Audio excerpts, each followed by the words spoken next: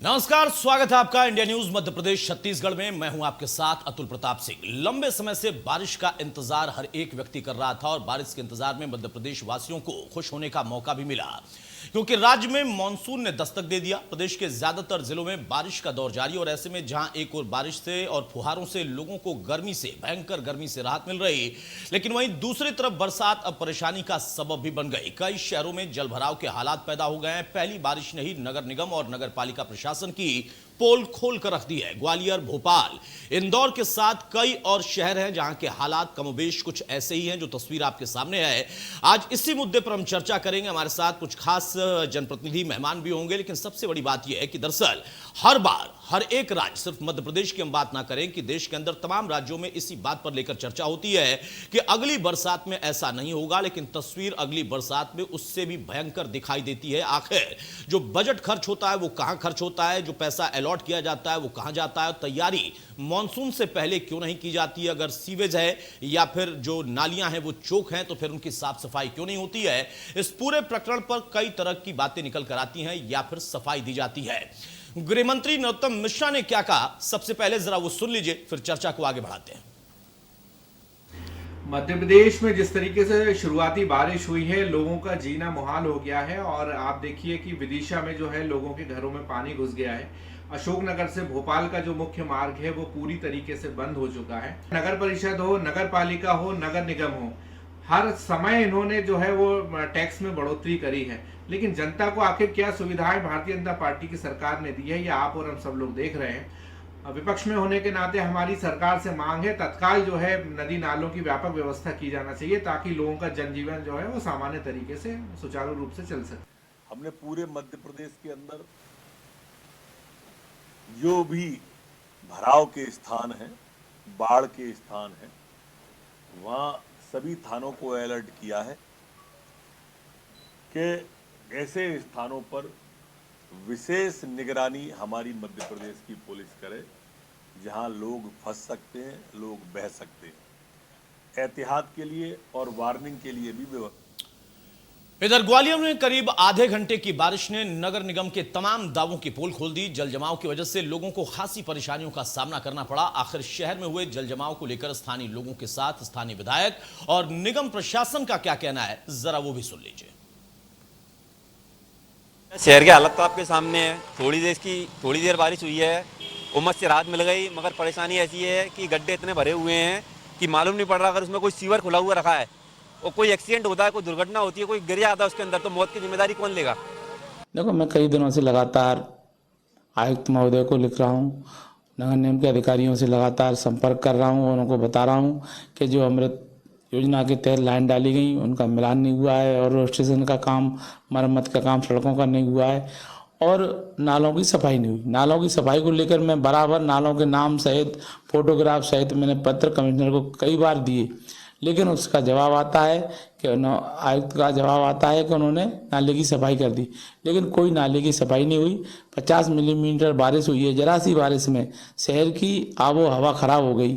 शहर में चारों तरफ हफरा तफरी मच गई। पानी बरसने के बाद में शहर में भ्रमण किया था, तो जहाँ तक है कि ये पानी वो है, पानी है कि एक साथ वर्षा एक तीव्र गति से, इसलिए ऐसी स्थिति हुई। वैसे कहीं शहर में जल भराव की स्थिति नहीं है, क्योंकि सभी ड्रेनेज वगैरह और नालियाँ नाले सब साफ कर लिए गए थे समय रहते।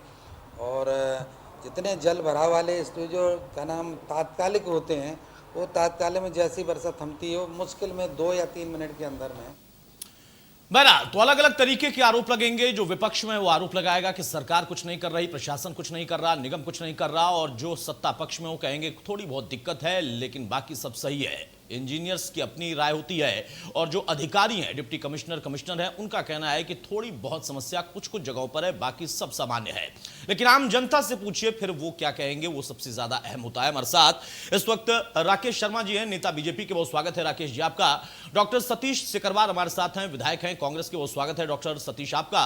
और अतुल सेठ है, पूर्व नगर निगम इंजीनियर, बहुत स्वागत है अतुल सेठ आपका। सबसे पहले सिकरवार साहब, मैं आपसे शुरुआत कर रहा हूं। आपने अपनी बात रखी भी थी, हमने वो प्रतिक्रिया सुनाई भी।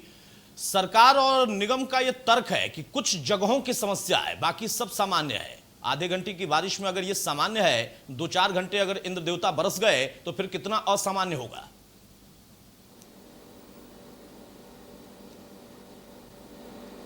देखिए, निगम के अपने अपने दावे हैं, अपने अपने तर्क हैं, लेकिन मैं आपको हकीकत में बताना चाहता हूं, ग्वालियर महानगर में जो स्थिति है, वर्षा के कारण सभी जगह सीवर लाइन फुल है, सीवर लाइन भरी हुई है और सीवर रोडों पे ऊपर फैल रहा है।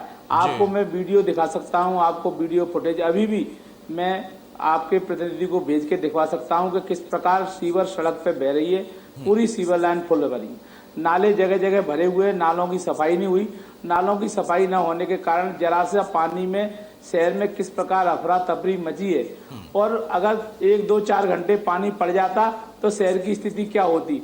आज जगह जगह नाले भरे होने के कारण पूरे शहर में पानी की भराव की स्थिति है, पानी जगह जगह भर रहा है और स्थिति देखने को ये मिलती है। निगम के अधिकारियों से अगर जनता के लोग शिकायत करते हैं तो उनके द्वारा एक ही उत्तर दिया जाता है कि हमारे द्वारा कार्य कराया गया है, नालों की सफाई कराई गई है, मुहाने खुल गए हैं।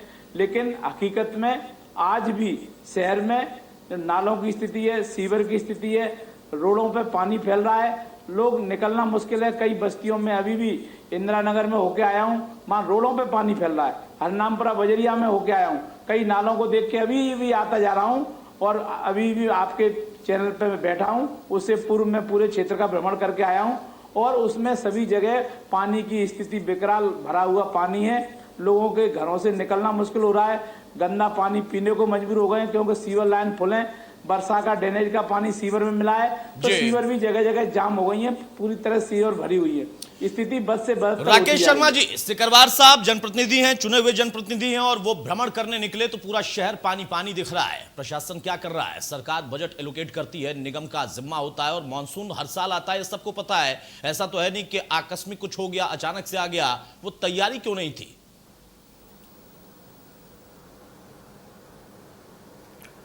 देखिए अतुल जी, आज से 10 दिन पहले माननीय मुख्यमंत्री शिवराज सिंह चौहान जी ने आपदा प्रबंधन के लिए जो बारिश आने वाली थी, अतिवृष्टि होती, उसके लिए माननीय DIG, chief secretary, DIG home guard सहित मध्य प्रदेश के पुलिस प्रशासन के वरिष्ठ अधिकारियों और नगरीय निकाय से जुड़े हुए वरिष्ठ अधिकारियों की बैठक बुलाई थी। उसके लिए मध्य प्रदेश में आने वाले भविष्य में अगर अतिवृष्टि होती है या अन्य चीज़ होती है उसकी तैयारी के लिए निर्देशित किए थे और क्या तैयारी हुई थी उसकी समीक्षा की थी। आप देखिए कि पूरे जिलों की एनडीआरएफ की टीम को सजग करके रखा गया है मध्य प्रदेश में। जिला आपदा प्रबंधन की जो टीम है उनको सतर्क किया गया है। जहाँ पे पुलों के ऊपर से पानी बह रहा है तो दोनों तरफ पुलिस के जवान नियुक्त किए गए हैं कि कोई भी व्यक्ति अपनी जान को खतरे में नहीं डाले। आपके ही चैनल पे एक खबर चल रही है कि एक एसआई जो हमारे थाना प्रभारी हैं उनने अपनी जान को खतरे में डाले, बाढ़ में जो लोग फंसे हुए थे उनको निकाला। तो कहीं ना कहीं प्रशासन पूरी तरह से अपना काम कर रहा है। अभी आप जानकारी ले लें, डीआईजी होमगार्ड ने जहां जहां जिलों में हैं अधिकारी, होमगार्ड के जवान हैं, उनकी ड्यूटी लगाई है। जिला आपदा प्रबंधन को हमने नई मोटर बोट, नौकाएं और बाढ़ से प्रबंधन के लिए जो आवश्यक सामग्री वो हमने एडवांस में पहुंचा दी है।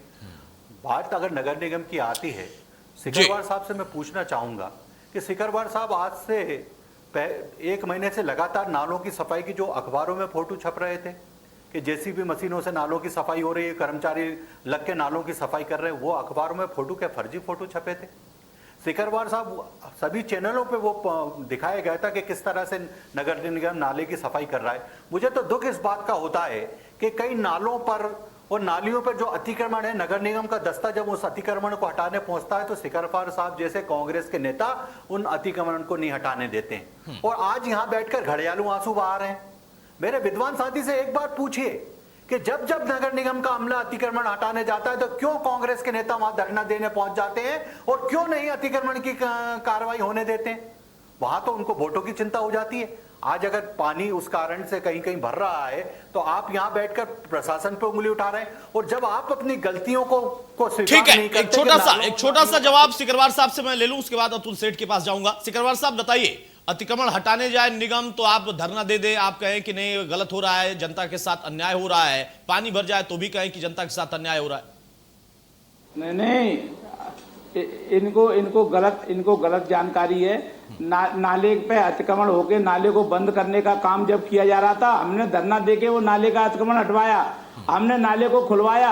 इनको जानकारी नहीं है। ये तो नाला बंद करा रहे थे भारतीय जनता पार्टी के लोग, नाले को बंद करके सीवर में पानी डाल रहे थे। तो मैंने रानीपुरा नाला खुलवाया, मैं धरने पे बैठा, मेरे लोग धरने पे बैठे, क्षेत्र के लोग धरने पे बैठे, और उल्टा ये उल्टी बातें कर रहे हैं। ये वो बातें कर रहे हैं कि शहर में बाढ़ की स्थिति है।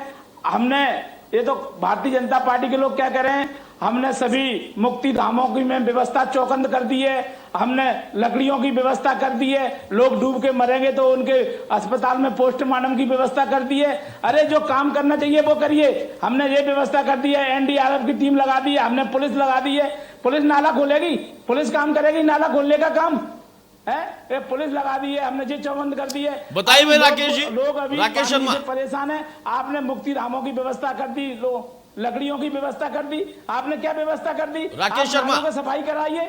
और आपने तो नाला बंद कराने का काम किया। उत्तेजित क्यों हो रहे हैं? जनता पार्टी के लोगों ने नाला बंद, रानीपुरा का नाला, कांग्रेस के विद्वान प्रवक्ता इतने उत्तेजित क्यों हो रहे हैं? मैं तो सबूत देने के लिए तैयार हूं कि कितनी जगह पे इनने अतिक्रमण के खिलाफ धरना दिया, जहां प्रशासन का अमला अतिक्रमण तोड़ने गया। और मैंने जो बताया वो आपके चैनल पे चला कि मुख्यमंत्री जी ने आपदा प्रबंधन के लिए सीनियर अधिकारियों की बैठक करी है, आपके चैनल पे चला। गृह मंत्री जी ने जो निर्देश ठीक है, दिए, अब जरा आप दोनों लोग शांत हो जाएं, मैं आऊंगा आपके पास। अतुल सेठ साहब, आप पूर्व इंजीनियर रहे नगर निगम में, किस तरीके का अनुभव खुद आपका है? यहां पर देखिए आरोप प्रत्यारोप लगने शुरू हो गए और तैयारी में आपदा को जोड़ दिया गया, अतिवृष्टि को जोड़ दिया गया। आधे घंटे में अतिवृष्टि नहीं हुई है और यहां कोई पहाड़ी नदी नहीं आ गई है जिस पर हम चर्चा कर रहे हैं। ये शहर के अंदर की संरचना और उस संरचना में किस तरीके की समस्या आई है उसकी हम चर्चा कर रहे हैं। आखिर क्यों लुटियंस बनाने वाले अंग्रेज जो कि हमारे यहां शासक थे, वो लुटियंस दिल्ली का आज भी अगर हम देखें ड्रेनेज के मामले में सबसे बेहतर है और पूरी दिल्ली अगर इर्द गिर्द देखें तो उसकी हालत खराब हो जाती है। वही हाल राज्य के अलग अलग जगहों का है, देश के अलग अलग राज्यों का है। दिक्कत कहां पर है? क्या अतिक्रमण ही समस्या है और है तो कितनी बड़ी है और क्यों नहीं खत्म हो पाती है? उसके अलावा जो बजट आता है, तैयारी होनी चाहिए, कितने महीने पहले होनी चाहिए मॉनसून के, जो नहीं हो पाता? इसमें बहुत सारी बातें हैं और हम इसको ये कह सकते हैं कि जब परीक्षा आती है तब पढ़ने से परीक्षा में पास नहीं हो सकते हो। इसके लिए साल भर पढ़ना पड़ता है जब जाके परीक्षा में पास हो सकते हो। वैसे ही मामला बरसात के पानी का है और बरसात की पानी की समस्या का है और इसके लिए लगातार प्रयास करने की आवश्यकता रहती है, प्लानिंग की आवश्यकता पड़ती है। और जो इंजीनियरिंग में पढ़ाया जाता है और जो जिम्मेदार इंजीनियर रहते हैं शहर के अंदर, चाहे वो नगर निगम के हो, पीडब्ल्यूडी के हो, पंचायत के हो, उन सबकी जवाबदारी है कि उसका निर्माण भी करे, व्यवस्था भी करे और देखरेख भी करे। जी, पिछले 15-20 सालों में आमतौर पर ये देखा गया है कि मध्य प्रदेश के शहरों का विकास खूब हुआ है और विकास के अंदर हम कहते हैं कि वॉल टू वॉल रोड बनाना, एक दीवार चल के दूसरी दीवार तक पूरी रोड बनाना, इसका प्रचलन खूब बढ़ा है। चाहे छोटी कॉलोनी हो तो वहां कंक्रीट के पेवर लग गए, आरसीसी रोड बन गई। तो इन सब में ये हुआ कि जो अंग्रेजों के जमाने से या जो मोहनजोदड़ो हजारों साल पहले जो व्यवस्था थी खुली नालियों की, वो ध्वस्त हो गई और बरसात के पानी का कैलकुलेशन ना किसी इंजीनियर ने करा है, ना उसका कोई आकलन करा है। और नहीं अतुल सेठ साहब, मैं यही जानना चाह रहा था, आपने जब मोहनजोदड़ो हड़प्पा की बात की, मैंने लुटियंस की बात की थी, अंग्रेजों की बात की थी, आखिर ये क्यों खत्म हो गया? हम विकास की तरफ आगे बढ़ रहे हैं, हमारी इंजीनियरिंग और बेहतर हो रही है, टेक्नोलॉजी हमारे पास और बेहतर है, इक्विपमेंट्स हमारे पास और बेहतर हो सकते हैं और है भी, तो फिर आखिर जो इतने सालों पहले, हजारों साल पहले जो लोग करके चले गए, वो हमें करने में क्या दिक्कत आ रही है? पैसा भी है, खर्च भी हो रहा है, फिर भी ये समस्या। इसके अंदर मुझे ऐसा लगता है कि कहीं ना कहीं शासन और प्रशासन में जो उच्च स्तर पे लोग बैठे हैं, उनके प्रायोरिटी में ये जो बरसात का पानी की निकासी का जो मामला है वो प्रायोरिटी में नहीं है। और उसकी वजह से ये होता है कि चाहे निगम परिषद हो, चाहे विधान परिषद हो या विधानसभा हो, उसके अंदर कभी भी इस मुद्दों पे बहस नहीं होती है और उसका जो तकनीकी मामले है वो पूरे एक दर किनारा करके जो तात्कालिक जिस पर जनता का प्रभाव पड़ता हो, जिस पर जनता को लगता है कि काम हुआ हो, जो दिखता हो, तभी बात चली, ग्वालियर की बात चल रही थी कि जेसीबी उतार के नाला सफाई कर रही, तो ये भी कोई तकनीकी काम नहीं है, क्योंकि नाले की सफाई करके लेकर जाओगे घास को, नाले किनारे डाल दोगे और नाले किनारे पहले पानी गिरा, सारी घास वापिस नाले में आ जाती है। तो ये एक पैसे का दुरुपयोग, ये सिर्फ एक टाइम पास का काम है और पैसे का दुरुपयोग यानी फायदा कमाने का काम है कि आपने जेसीबी लगाई, गाद निकाल दी, फिर से बारिश हुई और पूरी गाद अंदर चली गई, फिर से नाला चौक हो गया, यानी जस का तस जो पहले था वैसा ही हो गया।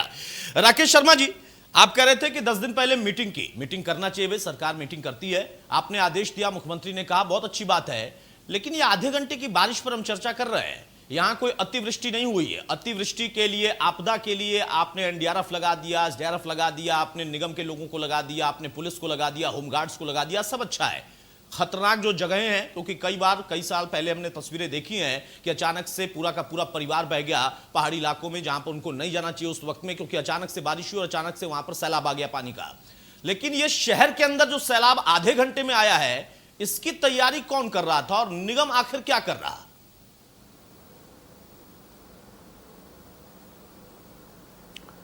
देखिए अतुल जी, लगातार निगम के जो इंजीनियर हैं, अधिकारी हैं, वो हर नाले की सफाई करवा रहे हैं, वहां पे लगातार मॉनिटरिंग कर रहे हैं। मेरे विद्वान साथी जी, आपने तकनीकी विशेषज्ञ को एक को बिठा के रखा है, मैं इनसे निवेदन करना चाहूंगा जी कि जहां जहां स्मार्ट सिटी के काम चल रहे हैं, सड़कों के काम चल रहे हैं, कृपया एक बार मेरे साथ आपकी कैमरे की टीम के साथ चलें। मैं भोपाल की बात कर लूं या अन्य जगह जहां स्मार्ट सिटी के रोडों के काम चल रहे हैं, बाकायदा बगल में उसके बड़ी बड़ी नालियां बनाई जा रही हैं, साथ ही साथ उसमें इलेक्ट्रिक की वायरिंग भी जाएगी, टेलीफोन की वायरिंग भी जाएगी। जो बार बार जो खुदाई होती थी ना, सड़कों की खुदाई बार बार हो जाती थी, उसको रोकने के लिए ये प्लानिंग चल रही है सरकार की।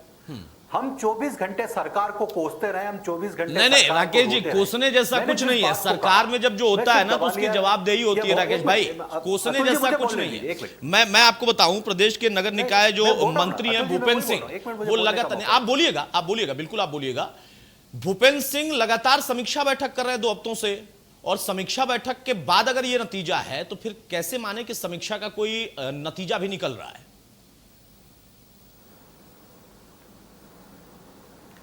देखिए, कहीं ना कहीं मैं जो बात अतुल जी कहना चाह रहा हूं कि सरकार के पास प्लानिंग रहती है भविष्य की, कि आने वाले समय में इस सड़क पे कितना लोड पड़ेगा, इस पे क्या क्या आवश्यकता हो सकती है, कहां पानी जाएगा। आप ये कहते हैं कि सरकार इस बारे में विचार नहीं कर रही। आपने कहा भूपेंद्र सिंह जी लगातार समीक्षा कर रहे हैं, माननीय मुख्यमंत्री जी हो, माननीय गृह मंत्री जी हो, एसीएस होम राजौरा साहब हो, लगातार मॉनिटरिंग कर रहे हैं और स्थितियों पे ध्यान दे रहे हैं। मैं एक भोपाल शहर या ग्वालियर की बात नहीं कर रहा हूं, मैं पूरे मध्य प्रदेश की बात कर रहा हूं कि कई जगहों पे अभी बाढ़ की स्थिति है, क्योंकि नदियां और नाले उफान पे चल रहे हैं। तो वहां पे हमने दोनों तरफ पुलिस के जवान नियुक्त किए। बहुत अच्छी बात है। मेरे कांग्रेस के विद्वान साथी सुनने के लिए तैयार नहीं है। समस्या कांग्रेस के साथ यही है कि सुनने के लिए तैयार नहीं है। पूरा प्रशासन मध्य प्रदेश की जनता की चिंता कर रहा है, अधिकारी अपनी जान को खतरे में डाल के लोगों को बचाना, यही आपके चैनल पे भी चल रहा है। मैं यही बात तो रख रहा हूं, मैंने कोई अलग से बात नहीं कही। और मैं सिकरवार साहब देखिए, पूरे मध्य प्रदेश को अगर हम टटोल कर देखें तो वहां पर जंगल भी है, तमाम नदियां हैं और कई तरह की विषम परिस्थितियां आती हैं, लेकिन शहर के अंदर जो इस वक्त स्थिति है, सिर्फ आप उस पर फोकस कर रहे हैं। नहीं करना चाहिए, क्योंकि समीक्षा भी हो रही है और इच्छा भी है काम करने की सरकार की, और सरकार कर भी रही है। यह तर्क है राकेश शर्मा जी का। देखिए, मैं आदरणीय राकेश शर्मा जी का सम्मान करता हूं और मैं बताना चाहता हूं कि स्मार्ट सिटी की जो बात राकेश शर्मा जी कर रहे हैं, स्मार्ट सिटी का काम वहाँ हो रहा है जहाँ नहीं होना चाहिए, जहाँ पहले से रोड बेहतर हैं, पहले से अच्छी व्यवस्था है, जहाँ गली मोहल्लों में जहाँ गंदगी है, जहाँ सीवर बह रही है, जहाँ पानी की समस्या है, जहाँ समस्याएं हैं, जहाँ ड्रेनेज की समस्या है, वहाँ कहीं भी स्मार्ट सिटी काम नहीं कर रही। ग्वालियर में स्मार्ट सिटी महल के इर्द गिर्द और महल के आसपास ही काम कर रही है, या तो महल की प्रॉपर्टी में काम कर रही है, चाहे वो गोरकी हो, चाहे वो अपना मोती महल हो, और या महल के आसपास स्मार्ट सिटी वहीं काम कर रही है। स्मार्ट सिटी किसी ऐसी बस्ती में जहां पानी का भराव हो रहा है, जहां ड्रेनेज की समस्या है, जहाँ रोडों की समस्या है, जहाँ प्रकाश की समस्या है, वहाँ कोई भी स्मार्ट सिटी का किसी भी शहर में कोई काम नहीं चल रहा। मैं भोपाल में भी होके आया हूँ, मैंने भोपाल में भी देखा है, न्यू मार्केट के आसपास चौड़ी चौड़ी रोड है, मकान तोड़ के वहाँ काम हो गया है, थोड़ा सा दिखा दिए, पेड़ लाके लगा दिए। लेकिन जहाँ बस्तियां हैं, जहाँ गरीब आदमी निवास करता है, जहाँ आम आदमी निवास करता है, उनमें पानी की क्या ड्रेनेज की व्यवस्था की है स्मार्ट सिटी ने? कहाँ पे नाली बनाई है, कहाँ पे स्मार्ट सड़कें बनाई हैं, जहाँ जरूरत है वहाँ सड़कें बनी है कि नहीं? ये सब काम वहाँ हो रहा है जहाँ जरूरत नहीं है, जहाँ जरूरत है वहाँ काम नहीं हो रहा। और ग्वालियर में तो लेकिन सिकरवार साहब, आप भी तो चुने हुए प्रतिनिधि हैं, आपके क्षेत्र में अगर पानी भर रहा है तो आपकी भी तो जिम्मेदारी है ना, सरकार तक वो आप समस्या पहुंचाते। आपने क्या तैयारी की थी, ये भी तो सवाल है ना। हम लगातार सरकार को मैं पिछले 3 महीने से लगातार आयुक्त महोदय को, अधिकारियों को, कलेक्टर को, संभागीय कमिश्नर को लिख रहा हूं कि नाले भरे पड़े हैं, मशीन से आपके नाले साफ नहीं हो सकते, पोखरन से आपके नाले साफ नहीं हो सकते, पुलियां साफ हो सकती हैं। आपकी विधायक निधि का भी तो इस्तेमाल हो सकता था इसमें। आप टेंडर कराइए, इनके ठेका कराइए। अरे विधायक निधि हमने कोरोना काल में पूरी खर्च कर दी, 2 एम्बुलेंस दे दिए, 10 लाख रुपए दवाइयों के लिए, रेमडेसिविर इंजेक्शन से लेके उसके लिए दे दिए। अब कागज कितना रुपए आ रहा है? बताइए राकेश जी, कोरोना काल में उन लोगों ने अपनी विधायक निधि का वहां इस्तेमाल किया है, अब तो सरकार से उम्मीद कर सकते हैं ना। और शहर की समस्या पर जरा फोकस कर लीजिए, पूरे मध्य प्रदेश को तो आप देख ही रहे हैं। देखिए अतुल जी, मुझे बड़ी खुशी हुई कि आप जैसे विद्वान एंकर के साथ में डिबेट में बैठा। जो प्रश्न मैं करने वाला था वही प्रश्न आपने माननीय सिकरवार साहब से किया। कोरोना काल में इनने कहा 10 लाख रुपए हमने एम्बुलेंस के लिए दे दिए, बाकी 10 लाख रुपए दे दिए। कितनी विधायक निधि मिलती, जरा इनसे एक बार पूछ लीजिए। क्या 20 लाख रुपए ही मिलती है क्या विधायक निधि? एक नाली बनवाने में, एक रोड बनवाने में, नाली साफ करवाने में कितना करोड़ों रुपए का खर्चा आता, जरा इनसे पूछ लीजिए। कांग्रेस के साथ समस्या यही है कि कांग्रेस के प्रतिनिधि अपने क्षेत्रों में नहीं जाते, 24 घंटे व्हाट्सएप पे या अखबारों में दिखते हैं। एक ट्विटर लाल है माननीय कमलनाथ, और उनकी बाकी जो ये कबीला है, जिस कबीले का प्रतिनिधित्व माननीय सिकरवार साहब करते हैं, इनको जनता से कोई लेना देना नहीं। 24 घंटे जनता के नाम पर सरकार को कोसना, यही काम है। अरे आप क्या उपलब्धि दे रहे हो अपने क्षेत्र में, वो बताओ ना। बड़ा अच्छा प्रश्न किया अतुल जी ने, इसका कोई जवाब हो तो दे दीजिए। कोरोना के काल में आप एक दिन नहीं दिखे जनता के बीच में, वो बड़ी बड़ी बातें कर रहे हैं कि मैंने ये कर दिया, मैंने वो कर दिया। आप बहुत बड़े काम करने वाले हो। आप नहीं, आपने पूरे देश का ठेका ले लिया है, देश को आजादी से लेकर आज तक आपने सब कुछ कराया है।